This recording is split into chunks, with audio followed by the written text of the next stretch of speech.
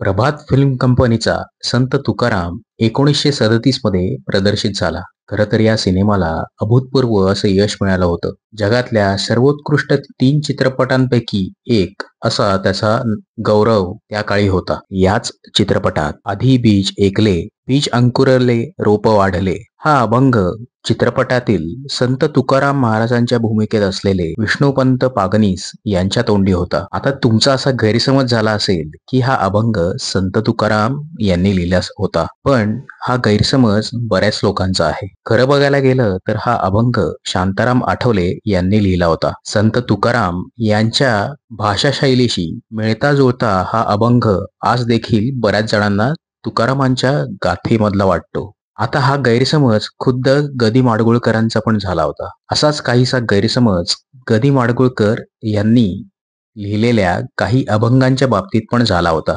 गुळाचा गणपती या चित्रपटातील इंद्रायणी काठी देवाची आळंदी लागली समाधी ज्ञानेशाची हा पंडित भीमसेन जोशी यांनी गायलेला अभंग तुम्हाला माहितीच आहे. ही रचना होती गदी माडगुळकरांची. त्या काळात या चित्रपटाची ध्वनिमुद्रिका जेव्हा बाजारात विकायला आली त्यावेळी या अभंगांच्या पुढे पारंपरिक रचना असं लिहिलं होतं. खुद्द भीमसेन जोशींना देखील हा अभंग माडगुळकरांनी लिहिला आहे हे माहिती नव्हतं. झालं असं, गदी माडगुळकर यांच्यावर लहानपणापासूनच प्रवचन आणि कीर्तनातून संत साहित्याचे संस्कार झाले. त्यातूनच त्यांची भाषा ही घडत गेली. पौराणिक आणि आध्यात्मिक वाङ्मयाचा माडगुळकरांवर मोठा प्रभाव होता. त्यामुळेच त्यांच्या अनेक रचना या संतांच्या प्रतिभेशी जवळ जाणाऱ्या आहेत. गदिमांच्या याच शैलीचा प्रत्यय एका संदर्भात आढळतो. 1966 नंतर गदी माडगुळकर आणि सुधीर फडके यांच्यात कोणत्या तरी कारणाने वाद झाला. दोघेही परस्परांशी अजिबात बोलत नव्हते. त्यांनी एकत्र कामे करणेही थांबवलं होतं. आता दोघेही प्रतिभावान कलावंत.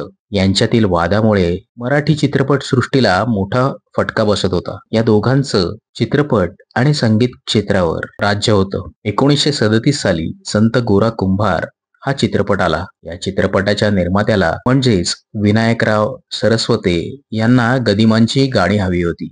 संगीतकार हवे होते सुधीर फडके. पण दोघांमधल्या अबोल्यामुळे त्यांची पंचायत झाली होती. मग त्यांना एक कल्पना सुचली.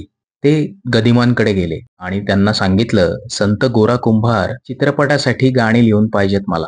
गदिमांनी त्यांना संगीतकाराबद्दल विचारले तर त्यांनी दुसरेच नाव सांगितले. मग ही गाणी घेऊन त्यांनी एका व्यक्तीला मुंबईला सुधीर फडके यांच्याकडे पाठवलं. आपल्याला संत गोरा कुंभार यांनी लिहिलेली ही गाणी स्वरबद्ध करायची आहेत असं सांगितलं. गाणी देताना त्यांनी एकदम सगळी गाणी फडक्यांकडे दिली नाहीत. एक एक करून गाणं ते त्यांच्याकडे देत होते.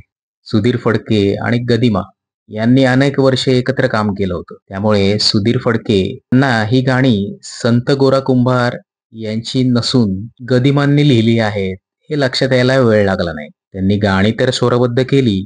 शेवटचे गाणे घेऊन जेव्हा निर्माते सुधीर फडक्यांकडे गेले त्यावेळी हे गोरा कुंभार यांचं शेवटचं गाणं आहे असं म्हणून त्यांच्याकडे सुपूर्द केलं. सुधीर फडके त्यांना म्हणाले, मला माहिती आहेत कोणती गाणी संत गोरा कुंभारांची आहेत आणि कोणती काळ्या कुंभारांची आहेत. तर अशी ही मैत्री होती दोन मित्रांची. हे गाणं होतं, उठ पंढरीच्या राजा वाढ वेळ झाला थवा वैष्णवांचा दारी दर्शनासा आला. बाबूजी आणि गदिमांमधले वाद या गाण्यामुळे मिटले. तर तुम्हाला हा व्हिडिओ कसा वाटला आणि व्हिडिओ आवडल्यास जरा व्हिडिओला लाईक करा आणि अशाच इंटरेस्टिंग माहितीसाठी आमच्या चॅनलला सबस्क्राईब करायला विसरू नका. धन्यवाद.